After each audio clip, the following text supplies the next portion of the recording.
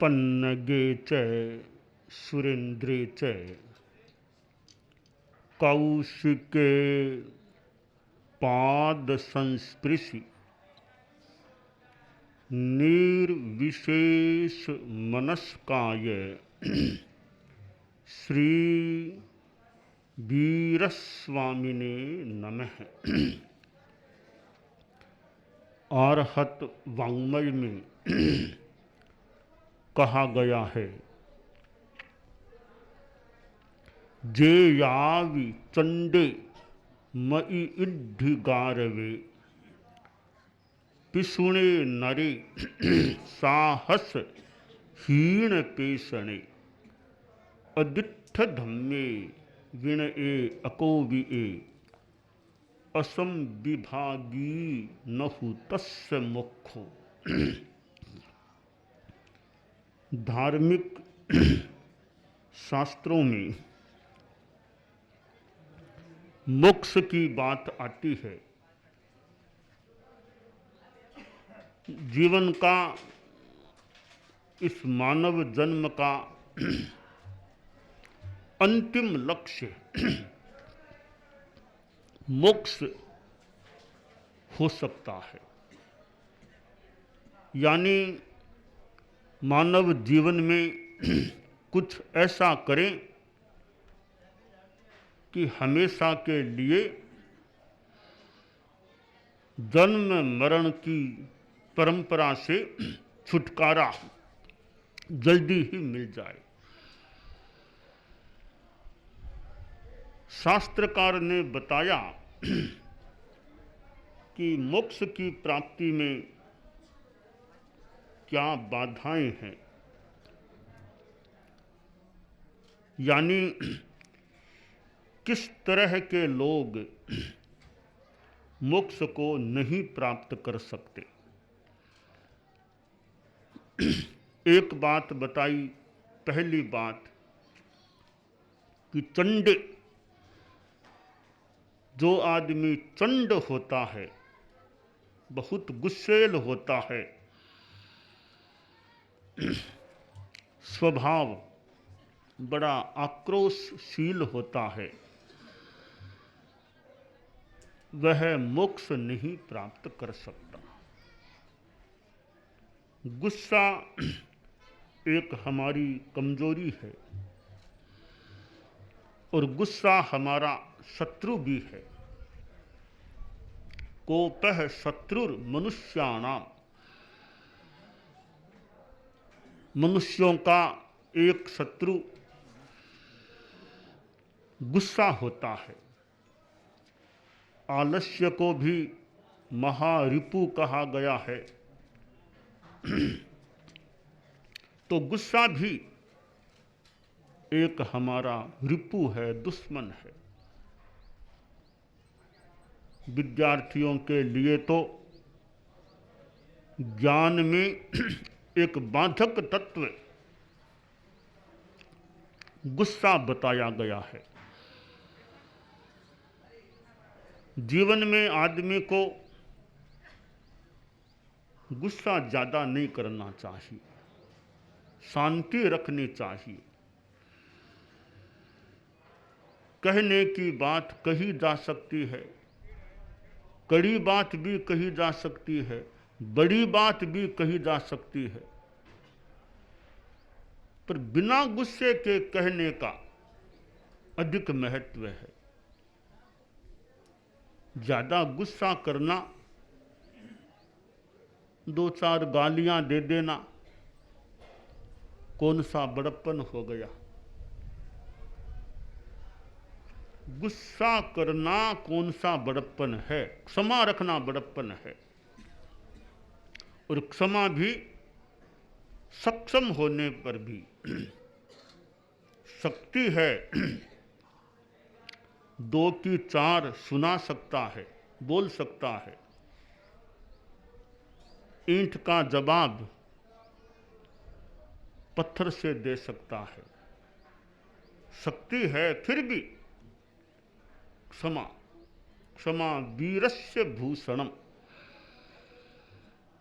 क्षमा वीर आदमी का भूषण होता है।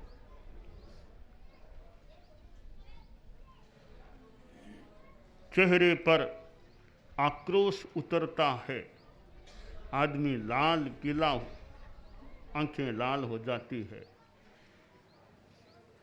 हाथ में कुछ है तो प्रहार करने का प्रयास करता है। हमारे चेहरे की मुद्रा भी कैसी बीभत्स सी हो जाती है। चेहरा बहुत सुंदर है, गौर वर्ण है, परंतु गुस्से में आकृति कैसे भद्दी सी लगने लग जाती है। चेहरा थोड़ा कम गौर भी है पर शांति में है, आदमी सौम्य है, तो वह कम गौर चेहरा भी अच्छा लग सकता है। तो गुस्सा हमारा तेज न हो। मान लो यत्किंचित कभी गुस्सा आ गया तो आ गया, परंतु ज्यादा गुस्सा, तेज गुस्सा वह परिहरणीय होता है, परित्याज्य होता है। दूसरा कोई कुछ बोल भी दे तो हम शांति रखें। शांति धर्म है, समता धर्म है। सहन करना एक अच्छी बात होती है। साधु को तो समता मूर्ति होना चाहिए, दया मूर्ति होना चाहिए, क्षमा मूर्ति होना चाहिए, त्याग मूर्ति होना चाहिए, अहिंसा मूर्ति होना चाहिए। आप लोग जो गृहस्थ हैं, साधु भले नहीं हैं, तो गृहस्थ के लिए भी क्षमा अच्छी चीज है। ठीक है, एक सीमा हो सकती है, कहीं कहीं आदमी को कुछ कड़ाई भी करनी पड़े, वो एक गार्हस्थ्य धर्म निभाने के लिए कहीं कोई अपेक्षा हो जाए, देश की सेवा के लिए कभी मान लो कुछ मुकाबला भी करना पड़ जाए, वो अलग विषय है। परंतु सामान्य व्यवहार में तो शांति ही ठीक है। सब जगह बंदूक काम नहीं आती, सब जगह डंडा काम नहीं आता, सब जगह तलवार काम नहीं आती। दो प्रकार के शस्त्र होते हैं, एक है आयस शस्त्र, दूसरा है मार्दव शस्त्र। आयस शस्त्र ये लोहे के जो शस्त्र हैं, आयस शस्त्र हैं। मार्दव शस्त्र वो मृदुता का, नम्रता का, प्रेम का, मैत्री का शस्त्र है। तो सब जगह आयस शस्त्र काम नहीं करता, कई जगह यह मार्दव शस्त्र काम कर सकता है। प्रेम से दिल को जीता जा सकता है, नम्रता से दिल को जीता जा सकता है, मैत्री से किसी के मन को जीता जा सकता है। शस्त्र दिखाएंगे तो ठीक है, मजबूरी में आदमी को झुकना भी पड़े, पर वो दिल से जो झुकना होता है वो मैत्री और पवित्र प्रेम से जो झुकना हो सामने वाले का, वो अपने आप में विरल या विशेष होता है। तो हम आयस शस्त्र हैं, वो आप लोग जो गृहस्थ हैं उनके लिए भी वो सब जगह काम लेने के नहीं। मार्दव शस्त्र व्यवहार में, परिवार में, व्यापार में सामान्यतया यह मार्दव शस्त्र काम कर सकता है। मार्दव शस्त्र कैसे काम करता है? एक संत था, बड़ा अच्छा साधक था, गुस्से पर मानो बहुत अच्छा कंट्रोल कर रखा था, चित्त में उदारता थी, उदात्तता थी, क्षमा थी। वह प्रातः काल भ्रमण के लिए जाता, गमन योग हो जाता। भ्रमण करना एक बात है, गमन योग हो वो विशेष बात है। कितने लोग मॉर्निंग वॉक तो कई लोग करते होंगे, मॉर्निंग वॉक गमन योग बन जाए, चलने में भावक्रिया भी हो, साथ में इरिया समिति जीव हिंसा न हो जाए, यह साथ में लक्ष्य हो, चिंतन ज़्यादा दिमाग में न करे तो वो गमन योग बन सकता है। भावक्रिया हो, इरिया समिति यानी जीव की हिंसा न हो, यह ध्यान रख ले। और दिमाग में विचार विशेष न करे, चिंतन न करे, तो वो मॉर्निंग वॉक भी मॉर्निंग गमन योग बन सकता है। तो साधु वो गमन योग सा करता। मार्ग में गांव बाहर एक फूटा सा मकान आता, उसमें एक युवक अकेला रहा करता था।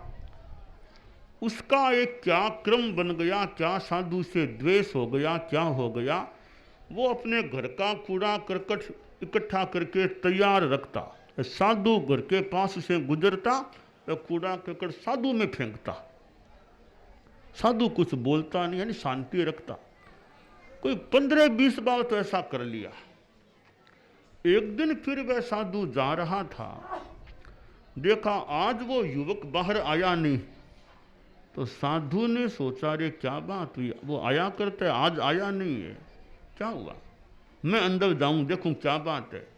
तो साधु अंदर चला गया, देखा वो युवक एक खटिया पर सोया हुआ था, लेटा हुआ था। साधु ने कहा रे भैया क्या बात, आज बाहर आए नहीं क्या, वो उपहार नहीं दिया आज, रोज प्राय दिया करके आज नहीं दिया उपहार। बोला मैं तो आना क्या, उठना ही मेरे लिए मुश्किल हो गया। क्यों कि 104 डिग्री बुखार में हूं मैं, बेचैनी है, उठना मुश्किल हो रहा है। साधु तो करुणा मूर्ति, दया मूर्ति। साधु वहां कि मैं थोड़ी देर कुछ पाठ वगैरह सुना दूं। तो साधु ने कुछ धार्मिक शास्त्रीय पाठ 10-15 मिनट तक बोले। वो युवक भी सुन रहा था। कुछ समय बीता, तब युवक बोला बाबा अब तो कुछ ठीक लग रहा है, अब तो कुछ ठीक लग रहा है, अब मैं बैठ सकता हूँ। बैठ गया, कुछ दवाई वगैरह ली, थोड़ी देर में बुखार 100 से भी कम हो गया। बोला बाबा बहुत बड़ी कृपा की, एक बात कहना चाहता हूँ, मैं माफी के लायक तो हूँ या नहीं, आप चिंतन करो कि जो आदमी इतना नीच कि साधु को भी नहीं छोड़ा, साधु में भी गंदगी फेंकता रहा। गंदगी किसी में भी नहीं फेंकनी चाहिए सामान्यतया, एक शिष्टाचार है, गंदगी किसी में क्यों फेंके। मैंने तो साधु में गंदगी फेंकी है, कितनी बार फेंकी है। तो मैं तो मानता हूं धरती का नीच आदमी बन गया था, धरती पर भारभूत सा था, परंतु मेरी आंखों में आंसू है भक्ति के।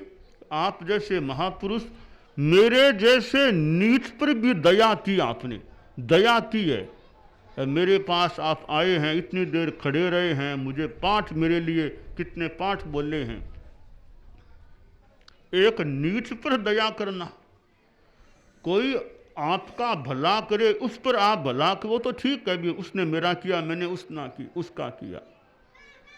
कोई भक्ति करे उसका भला कर दे तो ठीक है।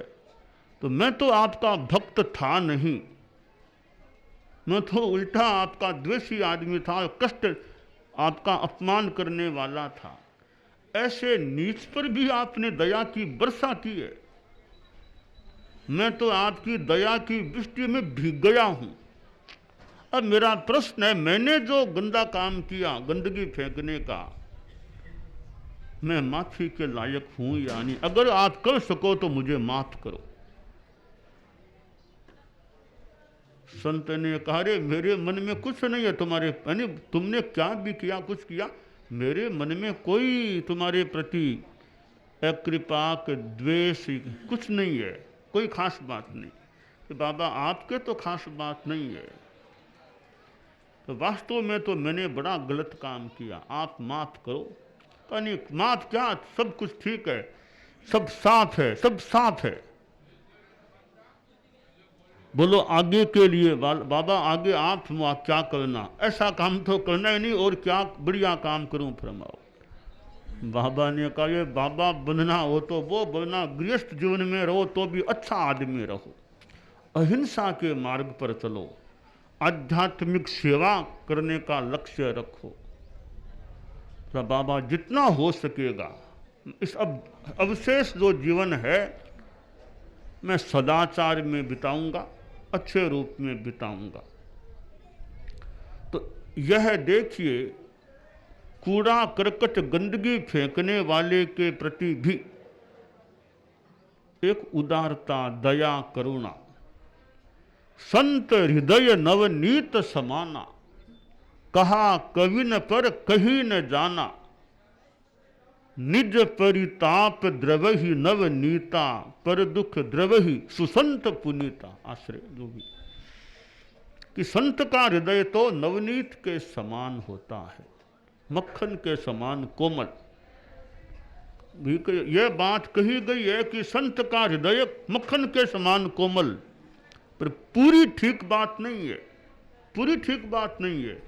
ठीक बात क्यों नहीं है? निज परिताप द्रवहि नवनीता, नवनीत मक्खन है, वो निज परिताप खुद तप्त होता है तब पिघलता है। मक्खन है, खुद तप्त होगा, तपेगा तब पिघलता है।